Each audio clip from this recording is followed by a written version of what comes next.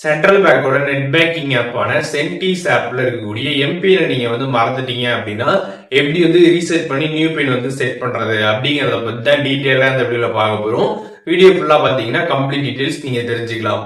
வீடியோக்குள்ள போலாம். சென்ட்ரல் பேங்கோட நெட் பேங்கிங் ஆப்பான சென்டிஸ் ஆப் ஓப்பன் பண்ணிடுங்க. ஆப் நீங்கள் ஓப்பன் பண்ணிட்டு கீழே எம்பிஎன் அப்படின்ற ஒரு ஆப்ஷன் இருக்கும், அதை கிளிக் பண்ணிடுங்க. அதை நீங்கள் கிளிக் பண்ணதுக்கப்புறம் பார்த்தீங்கன்னா இங்கே ஃபர்காட் எம்பிஎன் கொடுத்துருப்பாங்க, அதை கிளிக் பண்ணிடுங்க.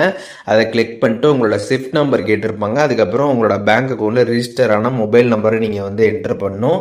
ஸ்விஃப்ட் நம்பர் பொறுத்தளவுக்கு உங்களோட பேங்க் அக்கௌண்ட்டோட பாஸ்புக் இருக்கும்ல, அந்த பாஸ்புக்கில் ஃப்ரண்ட் பேஜில் பார்த்தீங்கன்னா கொடுத்துருப்பாங்க அந்த நம்பரு. அந்த நம்பரை பார்த்து இங்கே என்டர் பண்ணிடுங்க. ஸ்விஃப்ட் நம்பரை என்டர் பண்ணிட்டு ரிஜிஸ்டர் ஆன மொபைல் நம்பரை என்டர் பண்ணிட்டு கண்டினியூ கொடுத்துருங்க. அது கொடுத்ததுக்கப்புறம் பார்த்தீங்கன்னா அந்த நம்பருக்கு ஓடிபி சென்ட் பண்ணுவாங்க. அந்த ஓடிபி பார்த்து என்டர் பண்ணிக்கோங்க.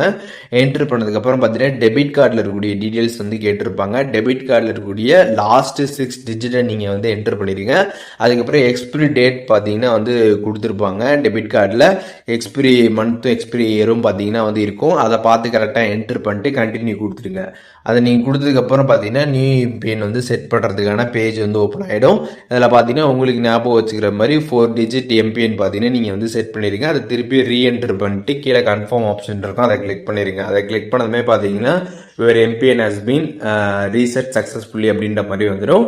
அதுக்கப்புறம் இதுதான் பார்த்தீங்கன்னா உங்களோட நியூ எம்பிஎன், அதை நீங்கள் போட்டு யூஸ் பண்ணிக்கலாம் ஆப்பு. ஸோ இப்போது எப்படி நம்ம சென்டிஸ் ஆப்பில் எம்பிஎனை மறந்துட்டோம் அப்படின்னா அதை எப்படி ரீசெட் பண்ணுறது அப்படிங்கிற டீட்டெயில்ஸ் தெரிஞ்சிருப்பீங்க. இதில் எதுவும் டவுட் இருந்துச்சுன்னா கண்டிப்பாக கமெண்ட்ஸில் மென்ஷன் பண்ணுங்கள், நான் எல்லாருக்குமே ரிப்ளை பண்ணுறேன்.